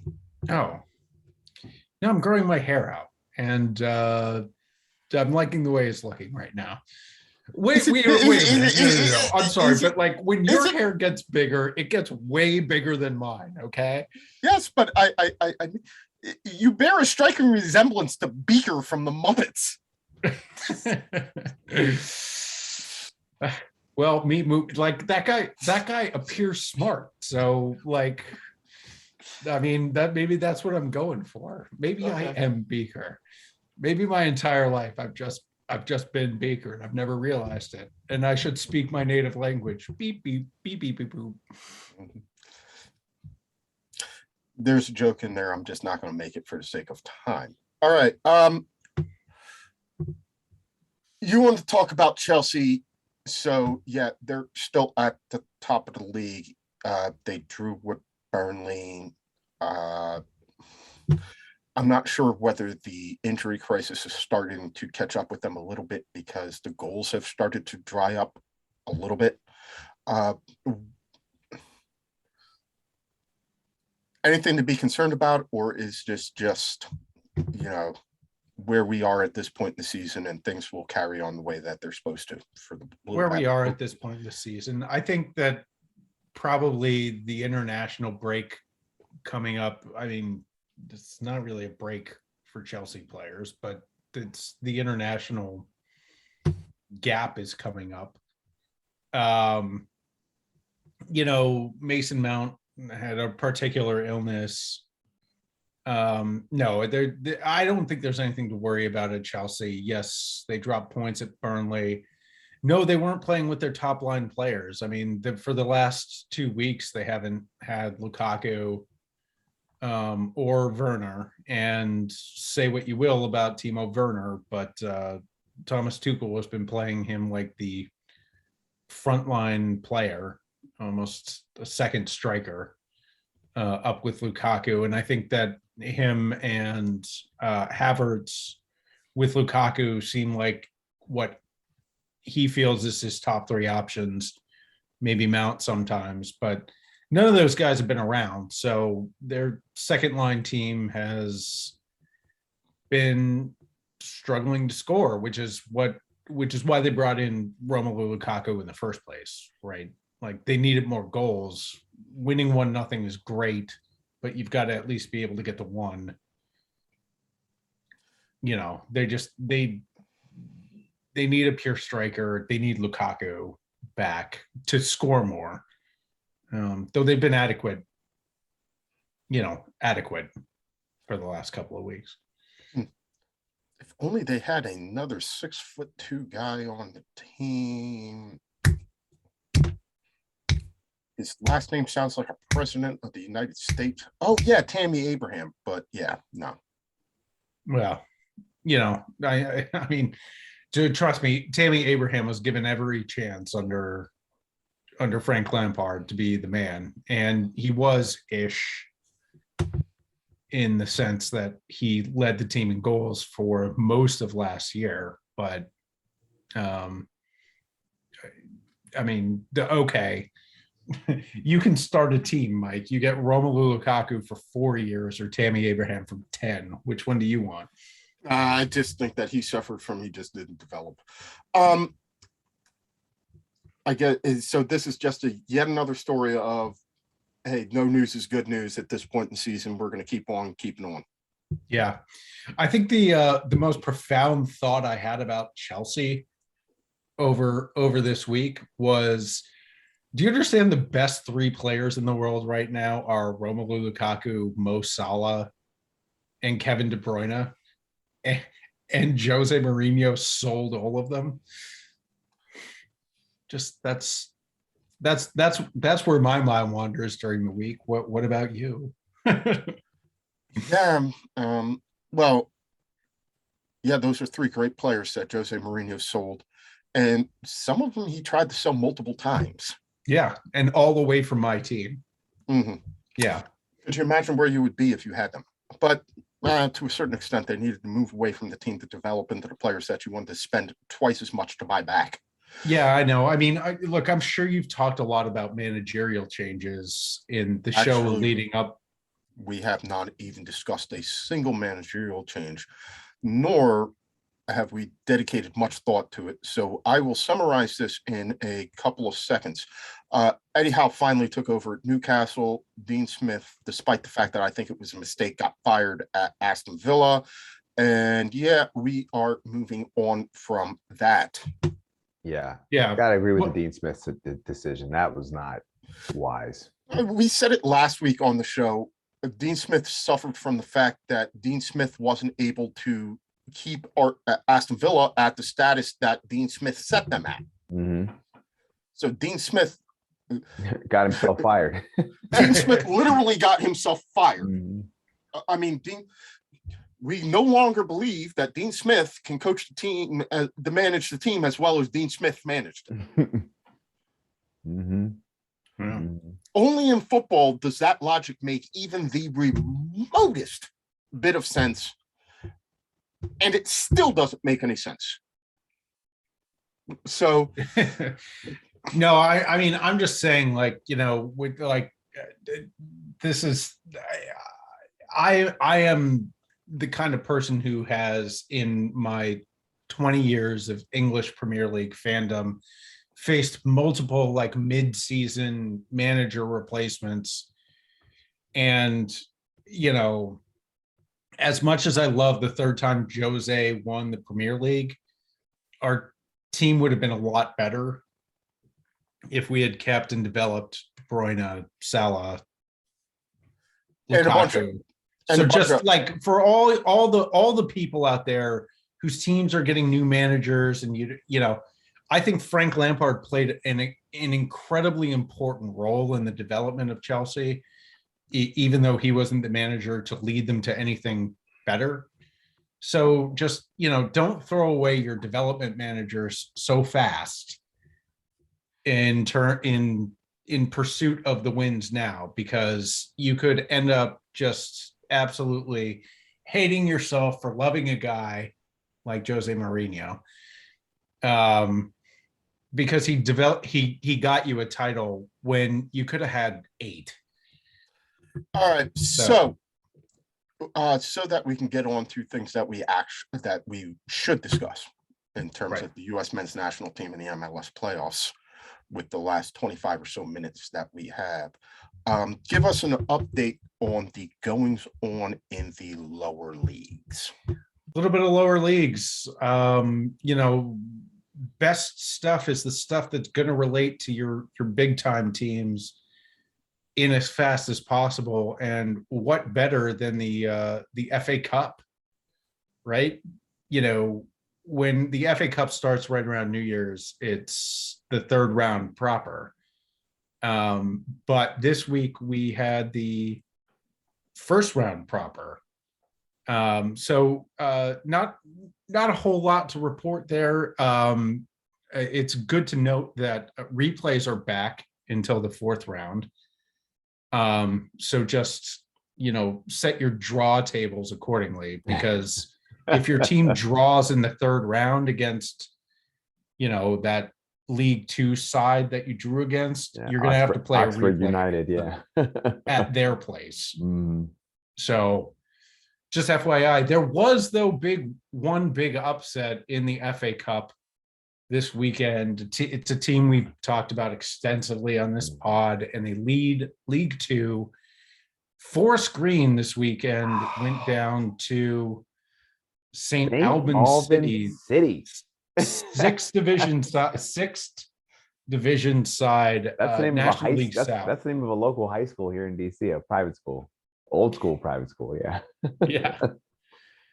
St. Albans City. Just, you know, I mean, you won't see Forest Green coming up on your draft cards in January, which is a shame, because of course Forest Green are still leading. They're still leading League Two, and I know that we don't really value one team leading all the way from one international break to another on this program, but Forest Green has, and they have since the outset of the season. Big upset. St. Albans City, they've drawn a team from the National League. So they could make your third round proper. Just keep your eyes out for them. If they draw against your team, you don't want to be the upset. St. Albans City has already shown that they can beat a team higher than them. Mm-hmm. And good luck playing on their ground in January. Yeah, that's true. If there's grass on it by then. Yeah. Say what you want though about Forest Green leading. You know, it seems like whenever they hit a little bump of adversity, they manage to rebound. I mean, they've drawn 2 of the last 4, but draws are points. And as long as they keep pedaling in the right direction, you know, all they have to do is stay in first or second place, and they can get that promotion, which would be, you know, I think that would be a big deal. That'd be a really big deal for a club of the stature, as well as one that's kind of like, I don't know, it's become you and I's kind of darling. I know, right? Too, because I've been catching their games whenever they come on, and I've even watched a couple of replays. So the that's been exciting. But I want to ask you this though, before anybody else jumps back on, what is wrong with the Stadium of Light? They've given up 8 goals in their past 2 games that have scored 1. Like, what is going on with Sunderland? I mean, who knows what they, They've fallen lost to their fifth. last. I mean, they've fallen to fifth overall. This is the thing that bugs me about it, though, is that they had several games in hand. Yeah. So even as they were moving down the table, I'm sorry, games in hand actually is a thing. They still have 1 game in hand, but you're looking at it going, you can see the path to getting back to the point where you need to be in order to secure promotion. You can see it. It's laid out in front of you. And they weren't getting the results. It seems like having those games in hand just seemed to bite them in the ass, and they end up going 0 for 3. So, I mean, come on, Sunderland. I mean, everybody's pulling for you. No, I mean, but Sunderland's loss is Wigan's gain, right? Wigan now at the top of League One, and Plymouth Argyle still hanging up there. They're undefeated. Your boys Wickham is still hanging too, man. Yeah, I know. Wickham, by the way, should they have been demoted? Should they not be? That's subject to a lawsuit right now. Mhm. English courts will decide, but Mhm. the teams that have gone down have proved more resilient in League One than in any other division. I mean, I guess like the Championship, Sheffield United have. Yeah. They're tanking. They're going to end up probably around 8th. Yeah. I think. Hey, but Fulham's won the last 5. Fulham, there's nothing going wrong at Fulham right now. They look strong, and they look like they've put together the team that they need to get back to the Premiership. Yeah. Well, when you got Mitrovic on 20 goals, I mean, this guy's on pace to score 50 goals. I mean, he has found the level of the competition. And before we end the lower league conversation, he's cutting us off, Chelsea Mike. Let me preview. I'll end right here. I'll end on previews, right? Because over the next couple of weeks, you're going to watch USA Mexico on Friday. I know you want to, but on Saturday and Sunday, there'll probably be UEFA stuff too. But Accrington Stanley, Plymouth Argyle. Plymouth Argyle still second in League One. You will probably get three lower league games on ESPN Plus this weekend. You'll probably get one Friday at 2:45-ish, one on Saturday morning at 7:30, and one at 10. Those are all Eastern times. Look for them. They're out there. I don't know what they are yet. ESPN hasn't announced it, but they're there. They're fun games. The FA Cup game that I watched between Dagon Red and Salford City today was awesome. It was a 1-0 game. Dagon Red hit the post in the 83rd minute. I mean, look, you're not going to get Ronaldo moves or, Messi finishes or anything like that, but it's good soccer. It was worth watching today. It was the best soccer game I saw today. So keep in mind your English lower leagues are out there, and they're on ESPN Plus. And Exeter City still sitting 4th in League One. Big shout out to Sean and his local League Two. Yeah, League Two. Sorry about that. And gotta love Wigan and Sunderland competing. Great stories for different reasons. I know I've said this on this podcast, I don't know how many times, but that's one of the best FA Cup finals I've ever seen, was Wigan over Manchester City. That was an unbelievable game. I could replay that game so many times. I for different reasons, I think there's people who would love to see Sunderland promoted and Wigan get promoted. I've got a soft spot for Wigan because of that. FA Cup final, and then all the stuff that they've been through since with the ownership, the relegation. felt so much like the team got punished last year for things that were out of their control. Yeah. And it would be nice to see them back up in the championship with a shot at getting into the Premier League. And those Wigan runs with Roberto Martinez able to keep that team up so many years are going to secure him jobs for the rest of his career. His life. And, well, it also helps that, you know, he's going on to Belgium. I know that Oh, he yeah. had, Yeah. I Yeah, he's know had that success at he had, Belgium. yeah, I know that he got released from the Premier League after Wigan and stuff like that, but he's going on to find success. But we do need to spend some time talking about the upcoming Friday fixture between USA and Mexico. USA will once again drag Mexico to Ohio, site of several famous Dos Cero qualifying victories. But this time we're not going to Columbus, we're going to Cincinnati. I'd earlier asked the question, why are we playing this in Cincinnati? And then I remembered, you know, the USA likes to play Mexico and Ohio. They're not going to play at Columbus Crew Stadium because, well, that's dilapidated. And, you know, FC Cincinnati has this brand new stadium. Mm-hmm. So why not play them there? 9 o'clock Friday evening. Instead, you're supposed to be down. I'm gonna try my best. I'm gonna try my best. Absolutely. Rob in Rob, you're coming down? Rob's come down and Oh, okay. Well, then I that's extra firepower for me to get out. I gotta see Rob. Rob's coming down, Al's coming out, and Celtic Cam said that he's going to come out as well. Probably shouldn't be waving around the beer on camera while I'm doing this. Not unless they pay you for it. That's why I don't have the label facing out, but I do enjoy this one. It occurred to me, and as I was getting my stuff together for the show, that this could be the last meaningful home qualifier for the US versus Mexico.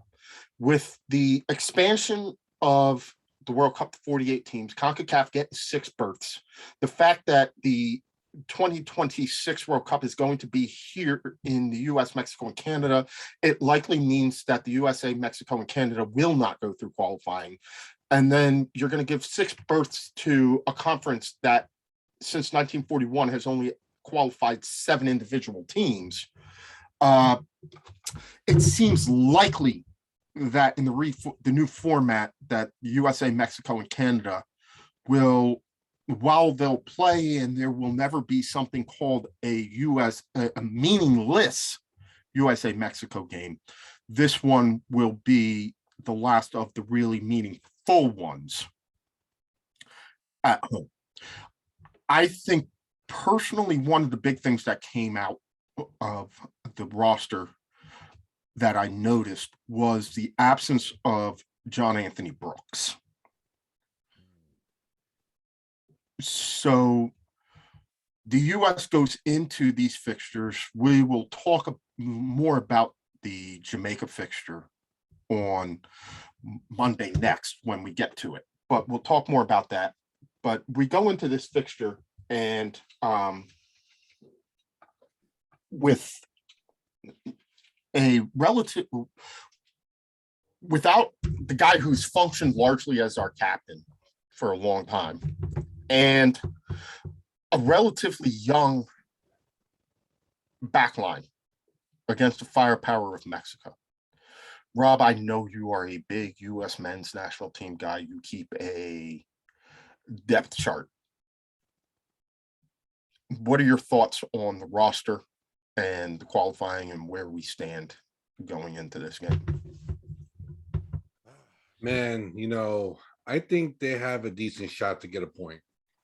I think the biggest problem is that there's twofold. Number one, there's no Serginho Dest, so you're not going to have that playmaker coming out of the fullback position. But he is a little bit of a defensive liability. And over at Barcelona, he has been playing sometimes as a winger. Interestingly enough, I think the other issue too is there really is only one target number 9, and that's that's Pepe, Ricardo Pepe. That's it. I mean, they brought in Jesus Ferreira, who is his teammate, but he plays behind Pepe usually. That's it. There's no Zardes, there's no Sargent, there's no DK. So Pepe's going to start. He's probably going to go the whole way. I imagine. I could see Tim Weah, who Yeah. could be the great undelivered promise. I mean, I'm getting to the point where I think that Tim Weah is coasting along mainly on the fact that he's George Weah's father more than anything that or George Weah is his father more than anything that he's actually delivered. But I've seen him play for Celtic, and I think that there is a there with him. It seems to me that Beerhalter went more with, he was looking for a certain amount of mobility from his front line and the ability to change positions. So when you talk about there's no target number 9 outside of Ricardo Pepe, I think that's by design. Yeah, no, that you might have a point there. I think they're gonna play it like that. And also, I think Weah is gonna get some minutes here. I don't know if Christian Pulisic will start, simply because he's just coming back from injury. So with that being said, Weah is an option in the left winger position, and I think part of it is because he can slide into the number 9 if he has to. Brendan Aronson has usually been a player there when Pulisic was out, but he plays as a winger or a midfielder, not as a number 9. So I don't know how they're going to do here. I don't know what they're going to do. Is a little bit of a mystery, but I'm almost pretty sure that DeAndre Yedlin will play as a right back, as where Serginho just would be playing, and Anthony Robinson will be playing the left back position. I don't know how they're going to do on the center back pairing. That's going to be interesting in itself. I don't know, because like you said before, there's a lot of youth here. Brooks is not here, but Brooks himself has said that his performances have not been up to the level that he deserves a call up here. So he's going to work hard at coming back.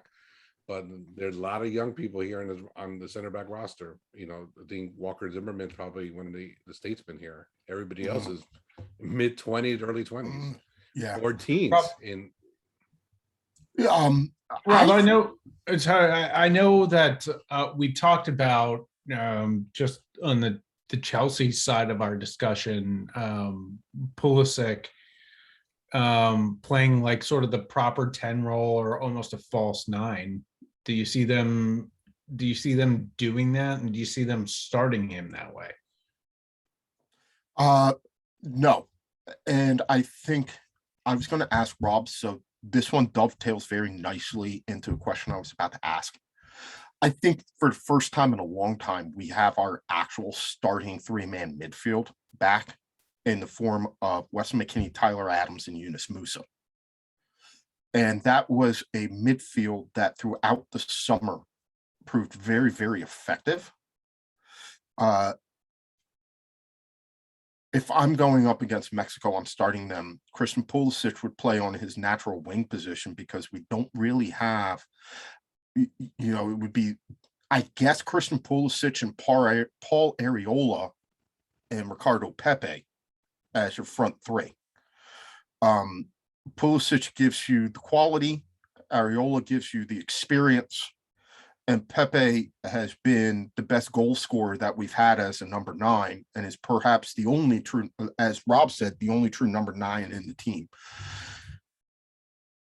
Maybe against Jamaica, I could see them going to maybe a McKennie Adams sort of midfield with a Christian Pulisic playing in front of them. But Brendan Aronson is a more natural number 10 than Christian Pulisic is. It makes more sense if you're going to even go with a double pivot in the number 10, or to go with the number 10 in any way, shape, or form, to put Brendan Aronson there, who's been a consistent performer over the qualifiers for the U.S. men's national team when Christian Pulisic hasn't been there, and figure out a way to get him on the pitch as well. Right now, if you had to ask me, the best possible attack for the US would be Pepe as your striker, Pulisic on one wing, Gio Reyna on the other, and Brendan Aronson in the hole behind him. If he wants to play that sort of 4-2-3-1, I think that's the formation that you've got to have. And it's a question of where you see Musa, who hasn't been with the team since the summer, slotting in. But clearly, Adams and Weston McKennie are your first choice midfielders. In fact, I would venture to guess that Tyler Adams may even be captain for this game if Christian Pulisic does not start. Yeah, Mike, can I just say too about the lack of the pure number 9? You know, we talked a lot, especially I did, because Daryl DK was at Barnsley, which is of course a lower league side in English football. I think his returning to Orlando, the bloom sort of went off the rose there, didn't it? Like people were jumping up and down about his season in Barnsley, and I haven't gotten the same sense from the second half of his season at Orlando. Also, Josh Sargent has not looked great at Norwich, but like, you know, I mean, it's pretty hard to look good at Norwich at the moment. And so I wonder. Can I ask a question? When does Josh Sargent look great? He really hasn't since he was like 16 years old. Yeah. I keep waiting for this Josh Sargent to show up. He didn't show up. He shows He didn't show flashes. up at Better Bremen. He didn't show. I mean, he shows flashes of it, but I mean, sometimes like, where is he? Where is this? Where is this? Well, guy no, I mean, supposed to be? like, he's I've clearly never the- seen him do it. He's clearly the second best forward at Norwich, and Timo Pukki's just not good enough. So, like, you know, it just makes Josh Sargent look even. They only have 2 forwards anyway. Yeah, I mean, we were talking about this, Cam and I, earlier, and why Cameron Carter-Vickers isn't getting call up, and part of it is that, you know, he was in the Spurs Academy so young, and then the loans out and stuff. So he basically had a stunted development. I don't think that Josh Sargent has gotten the time to really necessarily develop the way that he could. He's shown flashes of it, but he hasn't been consistent, and that's why he's not in the team. Jordan Pifok has had his moments, but he hasn't been consistent. Daryl DK, I think, got his head a little turned when he went to Barnsley, and even in the lower divisions, was angling for a move, expecting a move after the summer, came back to MLS, and I'm not sure that he ever really recovered, number one, from the amount of games and the bubbles and everything that he was in throughout the tail end of last season, because he had a super extended season with Barnsley because they played across the MLS offseason, plays the summer with the US men's national team and training camps and stuff like that, and then right into an MLS season. I think that he hasn't had the break that he needs, and his form has just been off. He started his campaign in the championship on fire, but even his performance has tailed off towards the end. it's true. He couldn't save them in the playoff final. Well, But it's a little bit different, I think, coming back from a Barnsley, which is a smaller side in the championship, but has a big following where they're chanting his name constantly. Going back to Orlando City, where, you know, I mean, Daryl DK is beloved at Barnsley for what he helped them achieve. It was not even what he did at Barnsley. It was your agent calling you on the phone and telling you that you've got looks in from top level sides across Europe, and Orlando City won't sell you, and your move the one that all of your teammates this summer, last spring made. Gianluigi Busio got his. Serginho Dest got his. You know, all of those guys who were on that team and on that roster with him in the spring, the summer, got their moves, and he didn't. Yeah. Well, I mean, that's I'd be a it's little USA bit men's it's USA men's soccer and the MLS needing to decide together like what's best, both that is wise and that is a completely different conversation. sure. So, but the question at hand is, Rob, you're saying draw. Team's a draw. And not for nothing, a draw against Mexico, even a home or away, is not a bad result. I mean, it'll be okay if they can get 3 points on the road versus Jamaica. I mean, that's the key. You know, that's going to be that they need the 3 points. I mean, they got to get 4 points out of this window. I mean, 3 is like the bare minimum, but they need 4. They really do. It's going to be a question as to what level of talent Jamaica actually has, because with the talent that they are capable of having, with the likes of Mikel Antonio and Andre Blake and a couple of the guys that they've poached from the Premier League, they are capable of putting out a squad that should be a lot higher in qualifying than they are. But they haven't had the opportunity to get them all together. I don't think they've ever had the opportunity to put that full roster out on the pitch. I don't think that opportunity is going to come this time. So I would see the U.S. going down to Kingston and being able. I would hope that the U.S. could go down to Kingston and get a result against Jamaica, even though, you know, I may have a Jamaica jersey up here on Monday. I mean, I'm not going to lie to you. I'm not really that optimistic. I could see us losing in Cincinnati on Friday. I don't think our squad has been consistent enough, or our aim been true enough. I don't have faith in Burkhalter. I could see us losing 2-0 and then having a 1-1 draw with Jamaica. And then there's where we are. And I don't mean to be the pessimist, because I'm a booster for American soccer, and I think that this is like we are coming upon our golden generation. But I don't. Nothing about the last couple of months has given me the faith to say like I think we're going to go out and beat Mexico. I don't have that faith. And I think Jamaica's a sneaky team who has a good goaltender that I know. And yes, Andre Blake. yeah. Philadelphians love him. Yeah, absolutely. All-time legend of the team. So I'm going to counter Mike's, pessimism with optimism, primarily because the U.S. have beaten Mexico twice here in the U.S. They beat them, in the League Cup final, the Nation League Cup final, I should say, with most of the players that are on this roster now.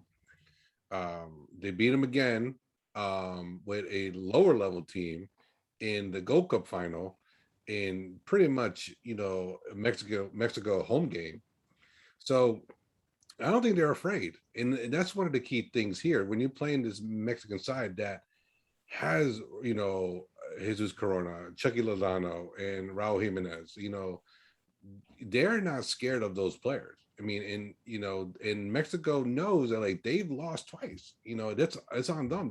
They're under immense pressure to really take it to the U.S. and beat them in Cincinnati. The U.S. is sort of, we have the expectation that they really should get a result. Win is a different story.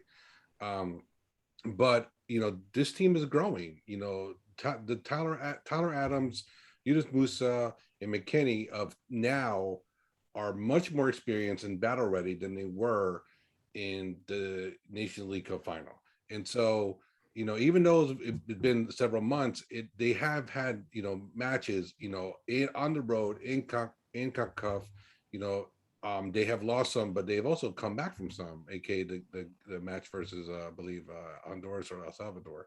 So Honduras.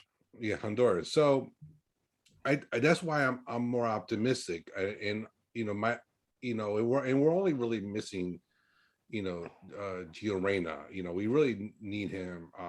And Matthew Hoppe would be fun to have here too, because he's like, he's a shit stir. But the midfield of Musa, McKinney, and Adams, they play some good football and quality football. I'm excited. I'm excited for this game, and mostly I'm excited because I think it's gonna be just one of those historical matches that we've known from USA Mexico.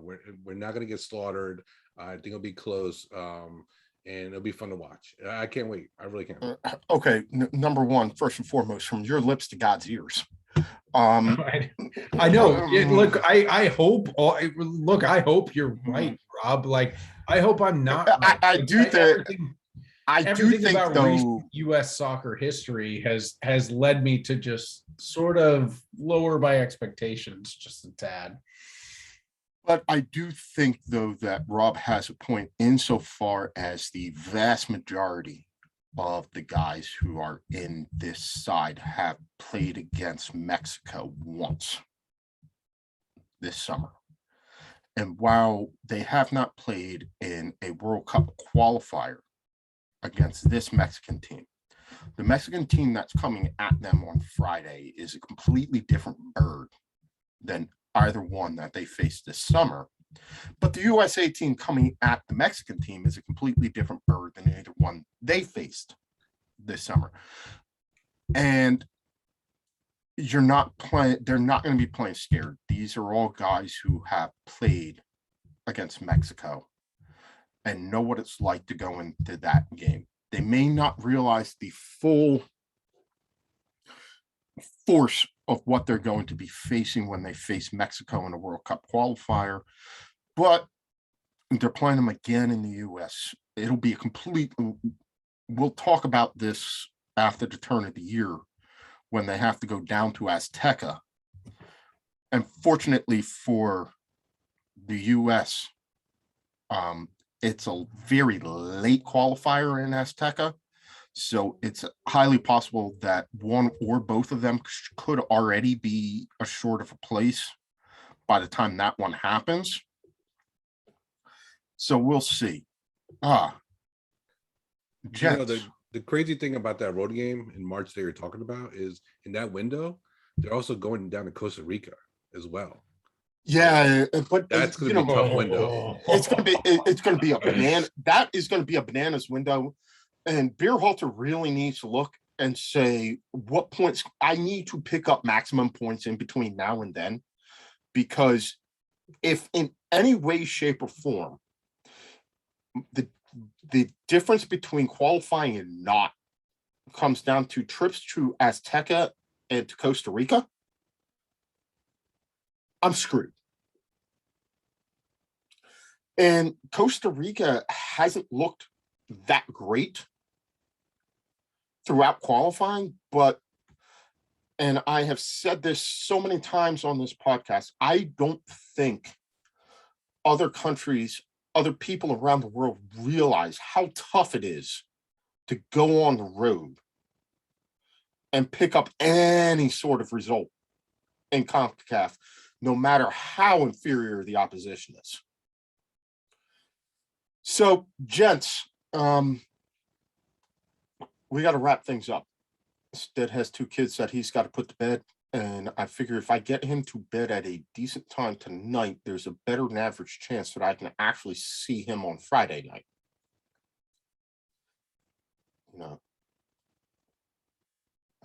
So we will be at a undisclosed location because they're frankly not paying me, simply because I have not asked them to yet. But we will, Stead, me, Rob,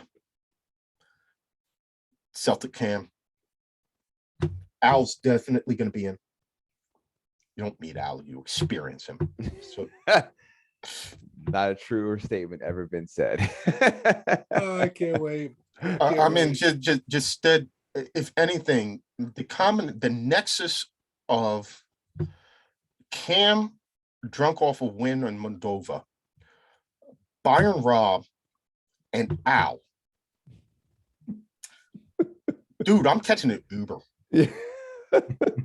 I have to drive an hour and a half to this bar too. I mean, it's gonna be a trek for me. Yeah. Hey, Rob, why don't you just park your car at my place? Then we can Uber down together. That way, if you need to pass out in the family room, you can do it. Yeah, I might have to bring a change of clothes. That's probably a good idea. That may Probably a not good be idea. that may not be the worst idea that I've ever had. Yeah, it's not a bad idea. All right, like I'll pop the air mattress out. You can just sleep on it, and then hightail it back up to Baltimore the next morning. We'll sort that out. But yeah, that's gonna be a fun one. I know what my Friday night looks like. Mhm. Can I just say one thing? I know that like a lot of people are really bummed about their teams not playing over the next 2 weeks, but if you're an English fan, No, you can't say anything. All right, I'm wait, cutting you off. no. Just let me. Your team probably has a women's team, and they are probably playing this weekend. So NBC Sports also gets the Premier League women's. It is Chelsea Man City, which was the big battle last year. Although Sean's gone, but Arsenal women are currently leading the WSL. But Chelsea Man City is probably the biggest game in the WSL. It's on the same place your Premier League team is this Sunday at the same time you watch your game. So just throw it on. Watch it. Watch everything. Watch all soccer. Don't skip weeks. All right. Don't be the kind of guy that skips leg day. All right, y'all. Don't be the kind of person who doesn't watch soccer on international breaks. Shut up. I've got to close this show out. Yeah. Mute yourselves. I've got to close this thing out. Don't All right. So next week we'll pick up with a recap of CONCACAF qualifying. I'm going to try and get Brazilian Peter on to assign us all a Brazilian team that we can then follow. I've also got to call into El Hadji so that we can catch up on African qualifiers. We have not talked to El Hadji in way too long. So we need to get an update on that. All right. And because we did not do it this week, we've got to designate some time to the MLS playoffs. So that's what we'll be doing next Monday. Yeah, I've got the mic. He doesn't. Rob is wearing a Red Bull New York shirt, and I'm a Philadelphia Union fan. And I'm just not going to go there because I just don't have the time right now. I'll get after him next week when we get back on. But I have to actually close this buffoonery out. So, big shouts out to Coach G from joining us from the Big Easy for a little bit. Good to see him. Good to have him back on. He's been a little bit scarce the last couple of weeks, but we'll make it work a little bit more. Thanks to London Sean for waking up and pulling the early shift. I'd like to thank Celtic Cam for coming on and giving us the update from the land of enchantment. I do want to see what he is like on Friday. Win, lose, or draw. Pretty sure lose, he'll be drunk. Win, he'll be drunk. Draw, he'll be drunk. So anyway, he's going to be drunk and fun. All right. Thank you to Chelsea Mike for coming on and giving us the lower league update and talking a little bit of U.S. men's soccer with us. And of course, thank you to Rob for coming on and doing the Bayern, talking a little Carli Lloyd with us and giving us a preview on the Mexico final. I will not promise pictures of this Friday's outing because I'm pretty sure that they will be illegal in 51 of 50 states. And of course, a huge shout out to my producer and good friend Stead for keeping the trains running on time. We did all right this week. We'll try and do better next week. For London Sean, Byron Rob, Chelsea Mike, Coach G, and Celtic Cam, and of course, producer Stead. I'm Mike. This has been the Too Many Guys Soccer Show. We did all right this week. We'll try and do better next week.